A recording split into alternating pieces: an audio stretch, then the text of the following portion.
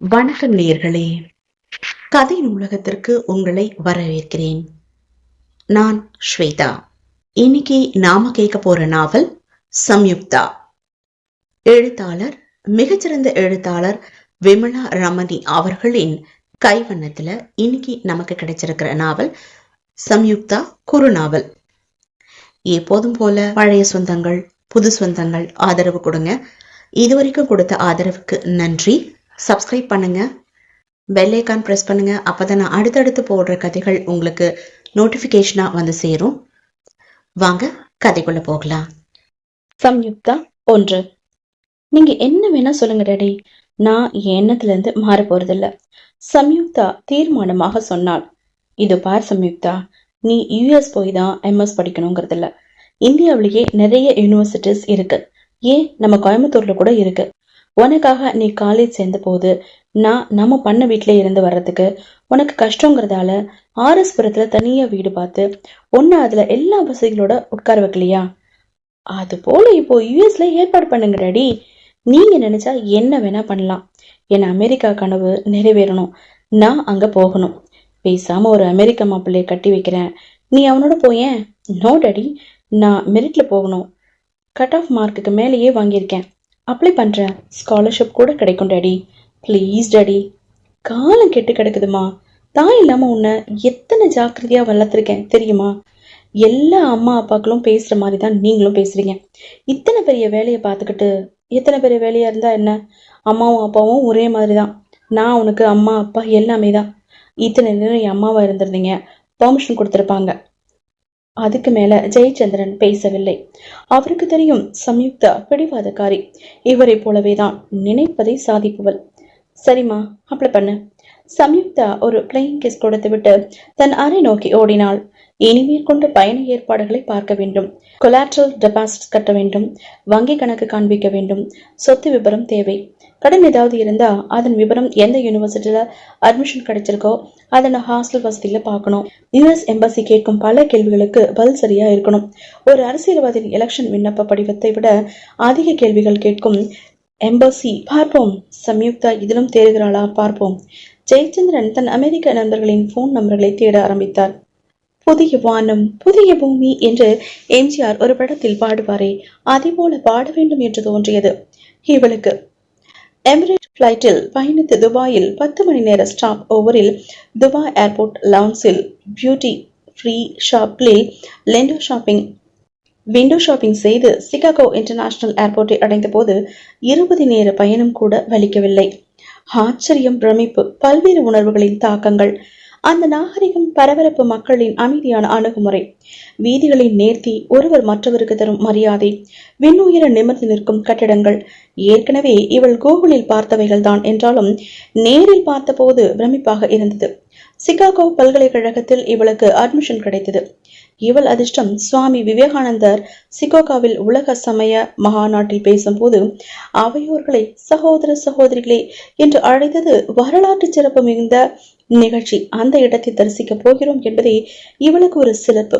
Chicago international ஏர்போர்ட்டில் இவளை அழைத்து போக இவள் தந்தையின் நண்பர் திரு வெங்கடம், தன் பெயரை வெங்கட் என்று மாற்றிக்கொண்டு அமெரிக்காவில் கிரீன் கார்டுடன் வாழ்பவர் வந்திருந்தார். உன் போட்டோவை அப்பா அனுப்பியிருந்தாரு. உன் அம்மா இறந்த போது உன்னை பார்த்தது 15 வருஷம் ஆச்சு. நான் இந்தியா வந்து ஜெய்கிட்ட இருந்து போன் வந்ததும் ரொம்ப சந்தோஷமா இருந்ததுமா என்றவர் இவளை தன் பிரம்மாண்டமான காரில் அழைத்து போய் கல்லூரியில் சேர்த்தார். நிஜமா உன்னை என் வீட்டுக்கு தான் கூட்டிட்டு போகணும். ஆனா என் ஒய்ஃபும் ஒர்க்கிங், ஆஃபீஸ் செமினாருக்காக லண்டன் போயிருக்கா. எப்போ வருவாளோ தெரியாது. நான் இருக்கிறது கிளீவ்லாண்ட்ல. 5 years டிரைவ். என் ஃபோன் நம்பர் தரேன், ஆனா நான் எங்கே இருப்பேன்னு எனக்கு தெரியாது. டசன்ட் மேட்டர் அங்கிள், இத்தனை பண்ணிருக்கீங்களே, தேங்க்ஸ். ஹாஸ்டல் அறைகள் நுழைந்ததும் ஆல்கஹால் வாசனையும் சிகரெட் வாசனையும் சேர்ந்தே வந்தது. ஹாய் என்றபடி 3 அமெரிக்க பெண்கள் அரைகுறையான உடையுடன் இவளை கட்டிப்பிடித்து முத்தமிட்டனர். அறை முழுவதும் ஏக கலவரம். கடவுளே, நான் இவங்களோட தான் 3 வருஷம். அப்பா, எப்படி வாழ போறேன்? அவளுள் பீதி பரவியது. என் வைஃப் செமினாருக்கு லண்டன் போயிருக்கா. எப்போ வருவானே தெரியாது. வெங்கட் பேசியது ஏனோ முதல் முறையாக ஒரு குழப்பம் அவளுள் பரவியது. தன் கனவு கலைந்த மாதிரி ஒரு உணர்வு. இவள் கல்லூரி படிப்பு தொடர்ந்தது. ஒரு மாதிரி பழகிய பின் இவளை தனி பிளாட் தேட ஆரம்பித்தாள். தன் அறையில் இவளால் படிக்க முடியவில்லை. கூத்தும் பாட்டும் புரொஃபசர் இப்ராஹிம் கொடுத்த அசைன்மெண்ட்களை முடிக்க முடியவில்லை. அப்போதுதான் பிருத்திவிராஜை சந்தித்தாள். அவனும் இவளை போல ஒரு ரிசர்ச் ஸ்டூடெண்ட். எம்எஸ் படிக்க தன் தந்தையின் ஆசையை நிறைவேற்ற யுஎஸ் வந்தவன். இவளை விட ஒரு வருடம் சீனியர், வேறு யூனிவர்சிட்டி. காஃபி ஷாப்களில் மாலிலும் ஆரம்பித்த அறிமுகம் தொடர்ந்து வீக்கெண்டை எதிர்பார்க்கும் அளவுக்கு சம்யுக்தாவை அவன் பாதித்திருந்தான். நீங்க நாங்க எல்லாம் போய் சமு என்று அவனும் பிருத்வி என்று இவளும் அழைக்கும் நிலை ஏற்பட்டதுதான். பிருத்வி கேட்டான், அடுத்த வீக்கெண்ட்ல நாம சிக்காகோ டூர் போகலாமா? ஹெலிகாப்டர்ல 1/2 மணி நேரத்துல ஊரையும் சுத்தி பாக்குற மாதிரி ரைட் எல்லாம் இருக்கு. மெக்சிகன் லேக், மியூசியம் பார்க், அப்புறம் அக்வாரியம், மியூசியம், ஜூ. நீ பேசாம கைடா இருக்கலாம். ஒன்ன மாதிரி ஒரு அழகான பொண்ணுக்கு கைடா இருக்கிறதுல நோ அப்ஜெக்ஷன். நான் படிக்க வந்திருக்கேன், ஊர் சுத்துறது கிடையாது. இருக்கட்டுமே, work while you work, play while you play. பழமொழி தெரியுமா? இது நர்சரி ரைம்ஸ். நாம கூட குழந்தைகளா இருந்து பெரியவங்க ஆனவங்க தானே. இந்தியாவிலேயே எத்தனை இடங்கள் இருக்கு தெரியுமா? கேதார்நாத்ல இருந்து ராமேஸ்வரம் வரைக்கும் ஒரே நேர்கோட்டில் அமர்ந்த பஞ்சலிங்க ஸ்தலங்கள், தஞ்சை பெரிய கோவில், மதுரை மீனாட்சி அம்மன் கோவில், அஜந்தா, எல்லாமே இப்படி நிறைய. இதெல்லாம் நாம பார்த்தோமா? அப்பாடா, ஒரு க்ஷேத்திரான டூர் போயிட்டு வந்த மாதிரி இருக்கு. சரி, ஒரு சிங்கிள் ரூம் ஃபிளாட் பார்க்க சொன்னேனே, கிடைச்சதா? தேடிட்டே இருக்கேன். இன்னும் 1 மாசத்துல எனக்கு ஃபிளாட் கிடைக்கணும், இல்லைன்னா நாம மீட் பண்றது கட். ஐயோ, இப்படி சட்டுன்னு சொன்னா எப்படிப்பா? டைம் கொடுமா என்றவன் ஒரு விசிட்டிங் கார்டை கொடுத்தான். ஃபிளாட் கிடைச்சிருச்சா? நோ. இது என் அட்ரஸ், என் செல் நம்பர் எல்லாம் இருக்கு. யூனிவர்சிட்டி நம்பரும் இருக்கு. இவளுக்கு அப்போது தெரியவில்லை இந்த விலாசத்தின் அவசியம். சம்யுக்தா அத்தியாயம் 2. அன்று சோம்பேறித்தனமான ஞாயிறு காலை 8 மணி. பால்காரர் வந்து பெல் அடித்து விட்டு பால் பாக்கெட்டை வைத்து விட்டு போனது தெரிந்தது. ஏனோ எழ மனமே இல்லை. இன்று கல்லூரி லீவ். வீக்கெண்ட் என்ன மனம் குதிக்கும். ஆனா கடந்த சில வாரங்களா அப்படிப்பட்ட உற்சாகம் இல்ல. சம்யுக்தா இவனை சந்திக்கும் வழக்கமான இடங்களுக்கு வரவே இல்லை. அவள் மொபைலும் சுவிட்ச் ஆஃப்ல இருந்தது. என்ன ஆச்சு? பிளாட் கிடைக்காத கோபமா? யாரோ மீண்டும் பெல் அடிக்க எரிச்சலுடன் எழுந்தான். யார் அது? உள்ளாடையுடன் கோபமாக கதவை திறந்தவன் கையில் பால் பாக்கெட்டுடன் நின்ற சம்யுக்தாவை பார்த்து திகைத்தான். எப்போது இவள் பால் போட ஆரம்பித்தாள்? திடீரென்று உரைக்க உள்ளே ஓடினான். அவசர அவசரமாக பேண்ட் அணிந்து வந்தவன், வா, வெல்கம் டு மை பேலஸ் என்று குனிந்து வரவேற்றான். கையில் சூட்கேஸுடன் வந்திருந்த அவளை குழப்பத்துடன் பார்த்தான். முதல்ல எனக்கு காஃபி வேணும், கிச்சன் எங்க என்று வெகு இயல்பாக கேட்ட அவளை திகைப்புடன் பார்த்தான். நீதான் எனக்கு வீடு பார்த்து தரல, அதான் நான் இங்கே வந்துட்டேன். நிரந்தரமா துறந்துடுவியா? வாய கழுவு, நான் பல் தேய்ச்சாச்சு.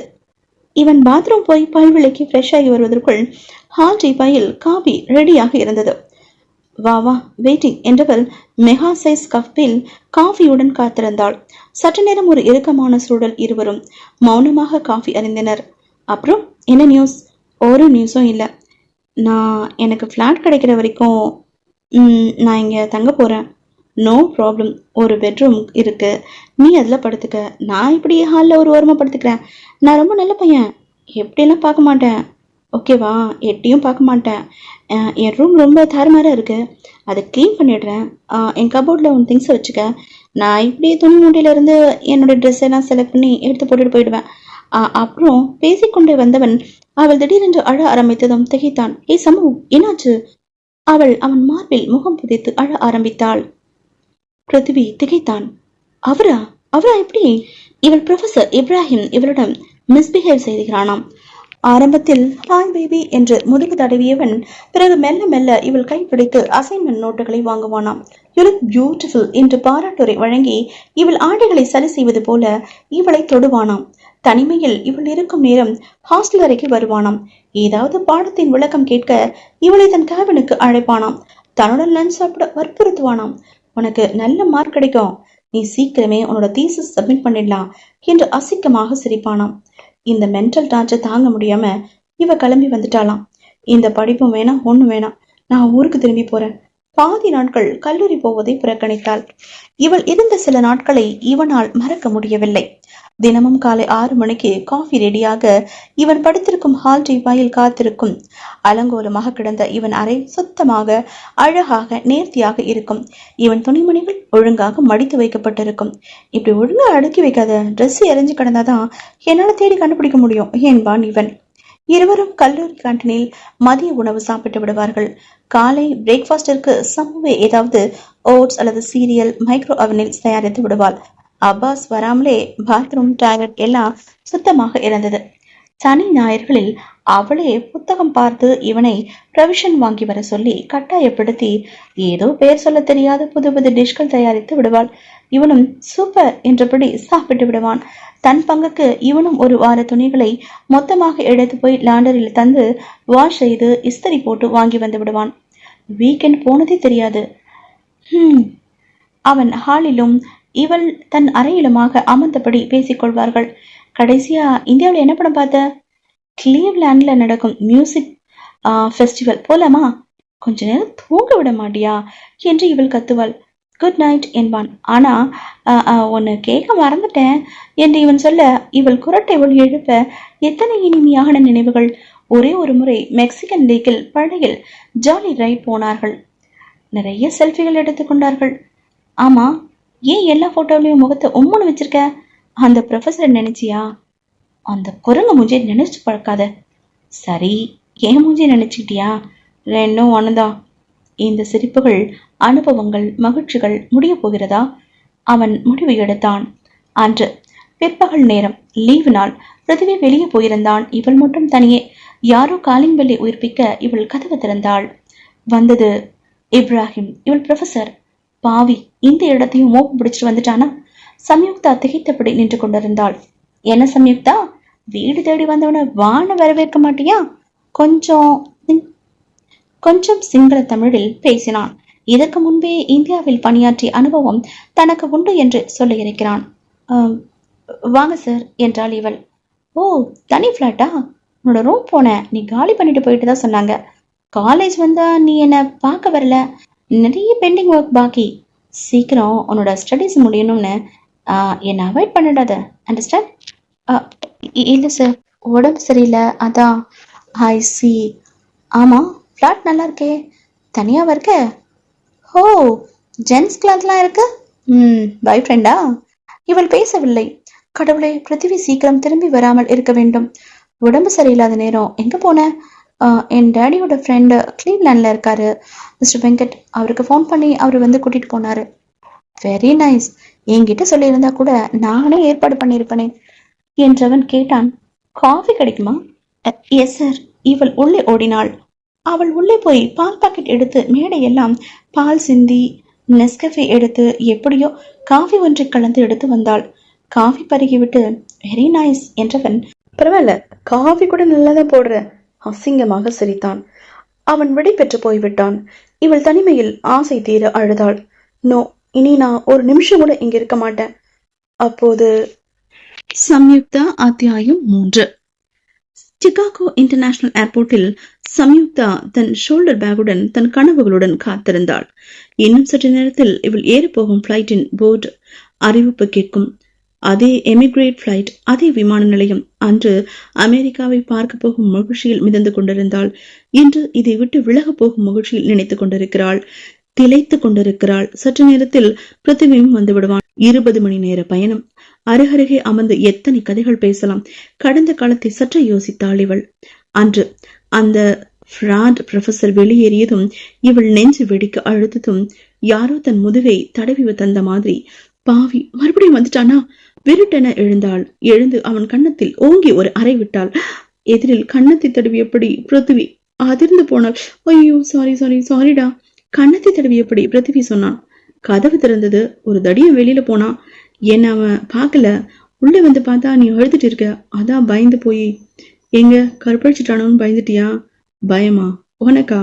உன்னை பத்தி எனக்கு தெரியாதா? நீ கருப்பாம்பூச்சியை பார்த்தே பயப்படல, இந்த காலி பயிருக்கலாமா பயப்பட மாட்டியே? அவன் கன்னத்தை தடவி தந்தாள். சாரிடா, இதுக்குதான் சாக்குன்னு டா போடாத. சரி, நான் என்ன செய்யட்டும்? பரவாயில்ல, மருந்து போட்டுடு. மருந்தா? என்ன மருந்து? ஒரு கிஸ். ஏய் என்று இருவரும் சிரித்தனர். அன்று இருவரும் தூங்கவில்லை. மறுநாள் இருவருமே கிளம்பினார்கள். நீயும் காலேஜ் வர்றியா? பிருத்திவி கேட்டான். எஸ். உன்னோட ப்ரொஃபஸர்? எஸ். என்ன இருந்தாலும் அவர் என் ஆசான். அவர்கிட்ட சொல்லிட்டு போறதுதான் முறை. என்ன சொல்ல போற? நான் இந்தியா போறேன். என்ன இது திடீர்னு? பிருத்திவி மனதுக்குள் ஒரு ஆதங்கம். ஏன் இந்த திடீர் முடிவு? அப்போ ஸ்டடீஸ் டிஸ்கண்டினியூ பண்ண போறேன். ஏன்? எனக்கு கல்யாணம் ஃபிக்ஸ் ஆகி இருக்கு. வாட்? பிருத்திவி அதிர்ந்தான். நிஜமாவா? எப்படி? அப்பாதான் நேத்து நைட்டு பேசினாரு. நீ ஒத்துக்கிட்டியா? பின்ன அப்பா சொன்னா கேட்க வேணாமா? தந்தை சொல்லி தட்டாதே. நீ மாப்பிள்ளைய பார்க்க வேண்டாமா? வேண்டாம். அப்பாவுக்கு சம்மதம்னா எனக்கும் சம்மதம். எனக்கு அவரு நல்லதுதான் பண்ணுவாரு. எங்க இருந்தாலும் வாழ்க. ஏன் இப்பவே வாழ்த்துற? நீ கல்யாணத்துக்கு வரமாட்டியா? திடீர்னு எப்படி? நீ வராம கல்யாணம் நடக்காது என்றவள் கொஞ்சம் இடைவெளி விட்டு, நீதான மாப்பிள்ளை என்றாள். பிருத்திவி திகைத்தான். அவன் அருகில் சென்று அவன் முகத்தை தன் பக்கம் திருப்பி, எத்தனை கிஸ் வேணும் என்றாள். நான் பஸ்ன்னு சொல்ற வரைக்கும். இருவரும் சிரித்தனர். எத்தனை எத்தனை நினைவுகள். ஆரம்பத்தில் இவள் ஆரன்பியில் திடம் தேடியதும் சர்வீஸ் அபார்ட்மெண்ட் போல.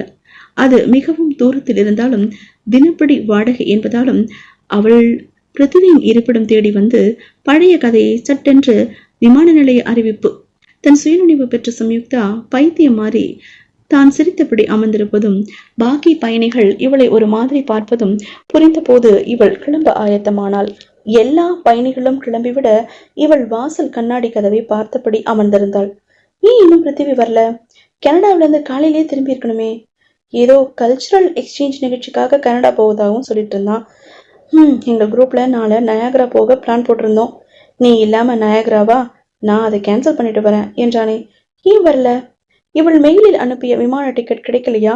எத்தனையோ அரும்பாடுபட்டு வெங்கட்டை கண்டுபிடித்து தனக்கும் பிருத்திவிக்கும் விமான டிக்கெட் வாங்கி அனுப்ப சொல்லி கேட்டிருந்தாள். விவரங்களையும் உடனே அனுப்பியிருந்தாளே. இந்தியா போய் விவரமாக பேசுவதாக தெரிவித்திருந்தாள். அவர் உடனே டிக்கெட் அனுப்ப அதை பிருத்திவிக்கு ஃபார்வர்ட் செய்து எல்லாம் நல்லபடியா தானே நடந்தது. ஏன் வரல? கண்ணாடி கதவு திறக்க இவள் ஆவலுடன் பார்த்தாள். இவள் ப்ரொஃபசர். ஹாய் பேபி, கொஞ்சம் late. Don't worry, getting late. Get up என்றபடி இவள் கையை வலுக்கட்டாயமாக பிடித்தபடி இவள் ஷோல்டர் பேக்கை எடுத்தபடி கிளம்ப செய்வதறியாமல் பழி ஆடு போல அவனை பின்தொடர்ந்தாள். சம்யுக்தா. அதான் 20 மணி நேரம் ஒன்னா டிராவல் பண்ண போறோமே, விவரமா we will talk என்றான் ப்ரொஃபசர். வாயிலேயே திரும்பி திரும்பி பார்த்தபடி சம்யுக்தா அவனை தொடர்ந்தாள். சம்யுக்தா அத்தியாயம் 4. எமிரேட்ஸ் பிளைட் ரன்வேயில் ஓடி மெல்ல மெல்ல எழும்பி உயர பறந்தது.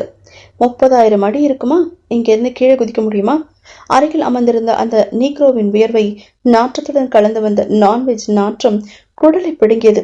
ஏர் ஹோஸ்டஸ் சிரித்தபடி வந்து ஏதேதோ கேள்விகள் கேட்க எல்லாவற்றிற்கும் இவன் தான் பதில் சொன்னான். பேபி, நான் சொல்றதை கவனமா கேட்டுக்க. உன்னோட மொபைல் என்கிட்ட. நீ யாரையும் இனிமே தொடர்பு கொள்ள முடியாது. மெதுவாக ஆங்கிலத்தில் கர்ஜித்தான். You don't know my father. அவருக்கு தெரிஞ்சா என்ன நடக்கும் தெரியுமா? அவன் சிரித்தான். இப்போ நடந்தது எல்லாமே அவருக்கு தெரிஞ்சு நடந்ததுதான். உங்க அப்பா சொல்லிதான் நான் உங்ககிட்ட அப்படி நடந்துக்கிட்டேன். எங்களுக்குள்ள நடந்த டீல் அது. சம்யுக்தா அதிர்ந்தாள். என்ன சொல்றான் இவன்? இனியும் உன்னை நான் சஸ்பென்ஸ்லயே வைக்க விரும்பல. சொல்றேன் கேளு. இந்த பென்ட்ரைவ் ஹெட்ஃபோன் மாட்டிட்டு இந்த மினி பிளேயர்ல கேளு. அவள் கேட்டாள். அந்த உரையாடலை கேட்டாள். அப்பாவின் குரல் தான் அது.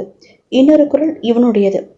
இது பார் இப்ராஹிம், உங்ககிட்ட இந்த டீலை நான் ஒப்படைக்கிறதோட காரணம் என் பெண் எனக்கு வேணும். வருஷ கணக்கா நான் அவளை பிரிஞ்சு இருக்கவே முடியாது. நீ என்ன பண்ணுவியோ ஏது பண்ணுவியோ 6 மாசத்துக்குள்ள என் பொண்ணு இந்தியா திரும்பணும். முதல்ல அட்வான்ஸ் அமௌண்ட் உன் அக்கௌண்ட்டுக்கு ட்ரான்ஸ்ஃபர் பண்றேன். அவள் இந்தியா வந்ததும் பாக்கி பணம் ஒன்று. ஞாபகம் வச்சுக்கோ, என் மக மேல உன் கை படக்கூடாது. அவளை நான் பொத்தி பொத்தி வளர்த்துட்டு இருக்கேன். ஆனா அவளோட ஆசைக்கு என்னால எதிர்ப்பு சொல்ல முடியல. பணம் என்கிட்ட நிறைய இருக்கு. ஆனா ஒரே ஒரு பொண்ணு தான் இருக்கா. உன்னோட அணுமுறை அவளோட மனசை தான் கஷ்டப்படுத்தணும். உடல் ரீதியா ஏதாவது ஆச்சு. டோன்ட் வரி சார், நான் உங்க பொண்ணோட இந்தியா வரேன். அப்ப பேசிக்கலாம். சம்யுக்தா அதிர்ந்தாள். அப்பாவா இப்படி? அதுக்காக இப்படியா? அப்போது விடுதலை இனி விடுதலை தானா? இப்போ அழறதா சிரிக்கிறதா? அதான் இந்தியா திரும்ப போறோம்ல. ஏன் என் போனை பிடிங்கி வச்சிருக்க? இங்கேதான் ஒரு ட்விஸ்ட். உங்க அப்பாவை பத்தி விசாரிச்சேன். நல்ல பணக்காரரா. எனக்கும் நாடு நாடா இப்படி ரிசர்ச் ஸ்டூடெண்ட்ஸை மிரட்டி 1000 கணக்கா பணம் வாங்கி அழுத்து போச்சு. லைஃப்ல செட்டில் ஆக நினைச்சோம். பேசாம உன்னை கட்டிக்கிட்டா அத்தனை சொத்தும் எனக்கு தான். டீல் முடிவுல எனக்கு பணம் வேண்டாம், உன் பொண்ணுதான் வேணும்னு கேட்க போறான். எல்லாம் நல்லாதான் போச்சு. உன் காதலன் என்ன பேரு? பிருத்திவி. அவனால கொஞ்சம் குழப்பம். இவள் திகைத்தாள். அப்பா, தப்பு பண்ணிட்டீங்களே அப்பா. நம்ம சுய வெறுப்புக்காக ஒரு அந்நியனை உள்ள நுழைய விட்டுட்டீங்களே அப்பா. இவன் உங்களையும் சோறையாடி என்னையும் சோறையாடிட்டு நம்மளோட சொத்துக்களையும் அழிக்க போறானே அப்பா. அழுதாள். இதுக்கு நான் எத்தனை கஷ்டப்பட்டு பிளான் போட்டேன் தெரியுமா? பிருத்திவி ஊர்ல இல்லாத சமயம் பிளான் பண்ணி அன்னைக்கு உன் அபார்ட்மெண்ட் வந்த போது நீ காஃபி தயாரிக்க உள்ள போன போது உன் மொபைல் போன்ல இருந்த வெங்கட் நவரை என் மொபைலுக்கு மாத்தி உன் போன்ல அவரோட நம்பரையும் மாத்தி அதுல என்னோட பர்சனல் நம்பரை சேவ் பண்ணிட்டேன். நீ அவர்னு நினைச்சு அனுப்பின மெசேஜ் எல்லாமே எனக்கு தான் வந்தது. நீ என்கிட்ட ஆரம்பத்துல அந்த உன்னோட டீட்டெயில்ஸ் எல்லாம் எனக்கு ஃப்ளைட் டிக்கெட் போட வசதியா இருந்தது. பிருத்திவியை தடுக்க கொஞ்சம் சிரமமா இருந்துச்சு. உன்னோட மொபைல்ல அவனோட நம்பர் இருந்ததால அவனை மிஸ் கைட் பண்ணி வசதி ஆயிடுச்சு. ஃபேக் ஐடி கிரியேட் பண்ணி அவனுக்கும் உனக்கும் வேற வேற நாட்கள்ல டிக்கெட் புக் பண்ணி வாய்ஸ் சேஞ்ச் ஆப்ஷன்ல அவனோட ஒன்ன மாதிரி பேசி பேசி ரொம்ப கஷ்டப்பட்டுட்டேன். இனிமே யாரும் உன்னை காண்டாக்ட் பண்ண முடியாது. I'm safe. நீ ஏதாவது முரண்டு பண்ணினா உன் அப்பாவோட உயிர் என் கையில. என்னோட ஆட்கள் எல்லா இடத்துலயும் இருக்காங்க. Be careful. நம்ம கல்யாணம் ஆகுற வரைக்கும் உன் அப்பாவினோட சொத்துக்கள் என் பேருக்கு மாற்றப்பட வரையும் தான் இந்த தடை. அப்புறம் நான் ஃப்ரீ பேர்ட். உன்னோட யூஎஸ் கிளம்பி போய் நிம்மதியா இருப்பேன். சாரி, இருப்போம். உன் லவரை நான் பார்க்கலனாலும் அவனுக்கு ஒரு தேங்க்ஸ். அப்பா, நான் உன்னை அம்மா மாதிரின்னு சொல்லுவீங்களே அப்பா. என் தாய் மட்டும் இருந்திருந்தா இப்படி தவிக்க விட்டுருப்பாங்களா? தப்பு பண்ணிட்டீங்களேப்பா. கீழே நீலக்கடல், மேலே நீல ஆகாயம். இரண்டின் நிறமும் நீளம்தான். கண்மணிகளின் நிறம் கூட நிலம்தான். ஆனால் தாய்க்கு கூட நீல நிற கண்கள், பெயர் கூட நீலவேணி. தன் இரு நீல நயனங்களால் அம்மா எங்கிருந்தாவது பார்த்துட்டு இருப்பாங்க. அம்மா மனதுள் அழுதாள். சம்யுக்தா. அத்தியாயம் 5. மீண்டும் இந்தியா. சொந்த பூமி. எந்த நாடாக இருந்தாலும் சொந்த நாடு போல ஆகுமா?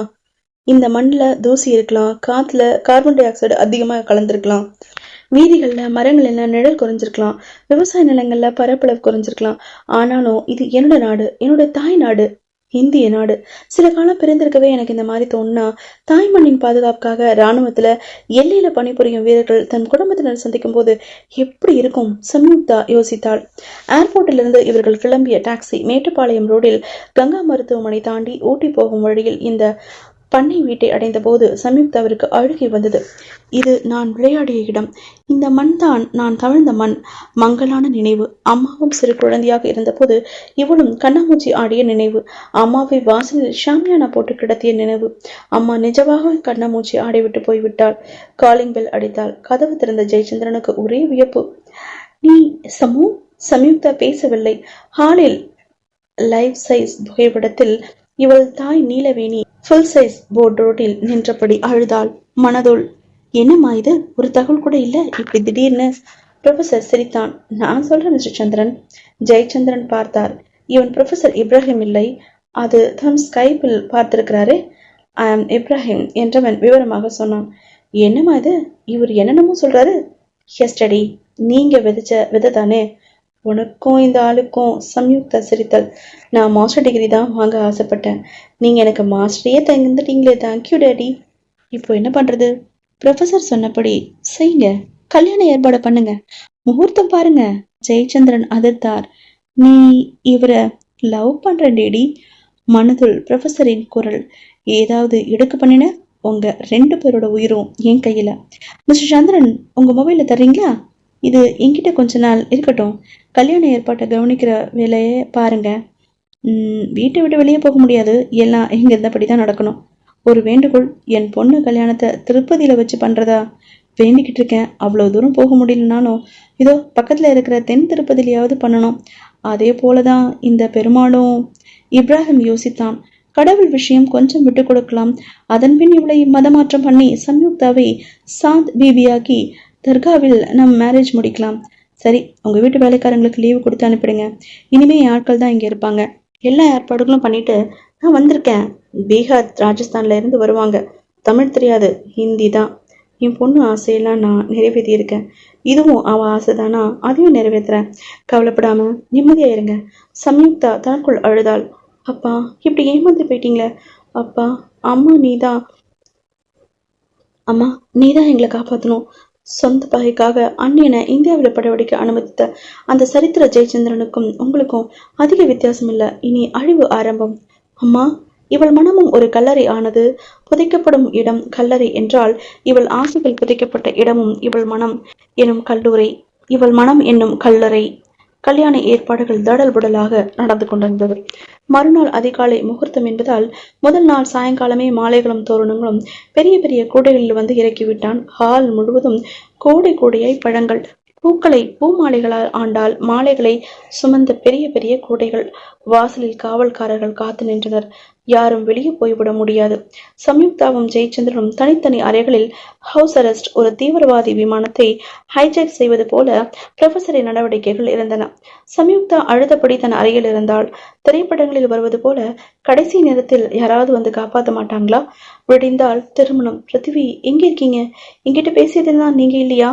அந்த படுபாவி குரல் மாற்றும் ஆப்ஷனில் பேசியத நிஜம்னு நம்பிட்டீங்களா? வெங்கட்டின் போன் நம்பரை எப்படி சரிபார்க்க மறந்து போனேன். யாரோ அரைக்கதவை தட்டினார்கள். கண்ணை துடைத்து கதவை திறந்தால் வந்தது ப்ரொஃபசர் தான். கையில் ஒரு அட்டைப்பட்டி. இந்த டியர், முகூர்த்த பட்டு புடவை டவுன்ல இருந்து வாங்கிட்டு வர சொன்னேன். ரொம்ப காஸ்ட்லி. காலை இதை கட்டிட்டு ரெடியா இருக்கணும். இப்பவே லேட். சீக்கிரம் தூங்க போ. எனக்கு தூக்கம் வராது. அந்த அட்டைப்பட்டியை தந்து விட்டு அவன் போய்விட்டான். அரைக்கதவை சாத்தியவள் பெட்டியை வீசி எறிந்தாள். பெட்டி கீழே விழுந்து மூடி திறந்து அதிலிருந்து ஒரு துண்டு பேப்பர் தனியே விழுந்தது. பரபரப்புடன் அதை பிரித்தாள். வாசலில் வேன் வந்து நிற்க அதில் மாலைகள், பழங்களை, கூடைகளை ஏற்றினார்கள். திடீரென்று ப்ரொஃபசர் விழுந்து கொண்டான். தூங்கிட்டேனா? ஹால் காலியாக இருந்தது. ஜெயச்சந்திரன் எங்க? சம்யுக்தா, மணி 5. இன்னும் ரெடியாகல. எவ்வளவு தூரம் போகணும்? 6 மணிக்கு முகூர்த்தம். கம் கம் கத்தினான். வீடு நிசப்தமாக இருந்தது. ப்ரொஃபசருக்கு சந்தேகம் வர மாடிக்கு ஓடினான். வெளியே பூட்டப்பட்டிருந்த அறை திறந்து கிடக்க சம்யுக்தாவை காணவில்லை. டேபிளில் ஒரு கடிதம். டியர் ப்ரொஃபசர் என்று ஆரம்பித்து ஆங்கிலத்தில் எழுதப்பட்ட கடிதம். ஆசானிடம் ஆசி வாங்கத்தான் திருமணம் செய்து கொள்ள வேண்டும். எனக்கும் பிருத்திவிக்கும் குறிப்பிட்ட முகூர்த்தத்தில் திருமணம் நடக்கப் போகிறது. கல்யாணத்திற்கு வந்து விடுங்கள் சார். எப்படி இந்த அதிசயம் நடந்ததுன்னு பாக்குறீங்களா? உங்க ஆட்கள்ல ஒருவர் தான் பிருத்திவி. நீங்க சொல்லி அவர் தான் எனக்கு திருமண சேலை வாங்கி வந்தவர். ஹால்ல வைக்கப்பட்டிருந்த பெரிய பெரிய கூடைகள்ல ஒளிஞ்சு அவரும் அப்பாவும் தப்பிட்டு வந்துட்டோம். இது அவுரங்கசீப்பின் சிறுதன்னிலிருந்து பாராட்டிய மன்னன் சிவாஜி தப்பிய வழி. இரவு நீங்கள் பருகிய பாலில் தூக்க மாத்திரை கலந்திருந்தது. எல்லா பிருத்திவியின் ஏற்பாடு. காவல்துறை உங்களை காண வந்து கொண்டிருக்கிறது. நீங்கள் பல பெண்களை ஏமாற்றியதும் அதில் ஒருத்தி கொலையானதும் நீங்க இன்டர்போலில் தேடும் குற்றவாளியாக பேர் மாற்றி அடையாளம் மாற்றி வெளிநாடு தப்பி சென்றதும் எல்லா எவிடன்ஸும் ரெக்கார்டும் பிருத்திவி கலெக்ட் பண்ணி நீங்க கொடுத்த மாதிரியே ஒரு பென்டிரைவ்ல போட்டு காவல்துறை கிட்ட கொடுத்துட்டார். அநேகமா இப்போ உங்களை தேடி அவங்க வந்துட்டு இருப்பாங்க. பாய். வாசலில் காவல்துறை வேன் வந்து நிற்கும் சப்தம். இவனுக்கு விதித்த முகூர்த்த நேரம். ப்ரொஃபசர் தன் பிஸ்டலை எடுத்தான். தன் நெற்றியை குறி பார்த்தான். ஆண்டாள் திருக்கல்யாணம் நடந்து முடிகிறது. மாலை மாற்றினாள் கோதை. மாலை மாற்றினாள். அந்த வீட்டில் நுழைகின்றனர் மணமக்களாய் சம்யுக்தாவும் பிருத்திவியும். சம்யுக்தாவின் தாயின் படத்தின் முன் கண்ணீர் மல்க நிற்கிறாள். எத்தனை எத்தனை திட்டங்கள்! ஊர் திரும்பிய பிருத்திவி சம்யுக்தாவை காணாமல் திகைத்ததும், அவள் கல்லூரி போய் விசாரித்த போது படிப்பை டிஸ்கண்டினியூ செய்து அவள் கிளம்பியதும், ப்ரொஃபசரும் லீவு போட்டதையும் அறிந்து வெங்கட்டிற்கு போன் செய்த போது விசாரித்ததில் அவருக்கு எந்தவித தகவலும் தெரியவில்லை என்பதை அறிந்த பிருத்திவி அவர்கள் இந்தியா அடைவதற்குள்ளேயே ஜெயச்சந்திரனுக்கு போன் செய்து விவரங்களை விளக்கி ப்ரொஃபசரை எதிர்த்தால் ஆபத்து, எனவே அவன் வழியிலேயே போய் அவனை மடக்க தீர்மானித்து இதெல்லாம் நன்றாக நடைபெற்றது என்றால் இவர்கள் முயற்சி மட்டுமில்லை, இத்தனை செயல்படுத்தியவள் நீலவேணிதான். அம்மாதான். அவள்தான் நிழலாக இருந்து உதவியவள், கனலாக இருந்து சுட்டவள், காற்றாக இருந்து வருடியவள், கடலாக இருந்து பொங்கியவள். இவள் தாய் அம்மா. பின்வரை சரித்திரத்தில் சம்யுக்தாவின் வரலாறு சோகமானது. டெல்லியை மற்றும் கன்னோஜை ஆண்ட பிருத்திவிராஜ் சௌஹானை காதலித்து அவனால் கடத்தி செல்லப்பட்ட பின் அவள் தந்தை ஜெயச்சந்திரன் சொந்த பகை காரணமாக ஆப்கானிஸ்தானத்துக்கு முகமது கோரியை இந்தியா அழைத்து வந்து முகலாயர் படையெடுப்பு அஸ்திவாரம் போட்டான். ஒருமுறை கோரியை தோற்கடித்த பிருத்திவிராஜ் 2ஆம் முறை தோற்றுப்போக அவனையும் சம்யுக்தாவையும் சிறைப்பிடித்த கோரி அவன் கண் முன்னையே சம்யுக்தாவை கற்பழித்து பிருத்திவியின் கண்களை குருடாக்கி அவன் தலையை வெட்டி நடு வீதியில் தொங்கவிட்டு அவன் உடலை கண்ட துண்டமாகி எந்த இறுதி சடங்கும் செய்ய முடியாதபடி எங்கோ ஆப்கானிஸ்தானில் அவனுக்கு கல்லறை கட்டினான். ஒரு வீர ராஜபுத்திர அரசரின் பெருமைகள் சீர்குலைக்கப்பட்டதன் காரணம் ஜெயச்சந்திரனின் பகைமை உணர்வு. அவனும் கோரியால் கொல்லப்படுகிறான். சரித்திரம் சொல்லும் வரலாற்று சான்று. முற்றும். அடுத்த கதையில சந்திக்கலாம். கதை நூலகத்துல நான் ஸ்வேதா. நன்றி.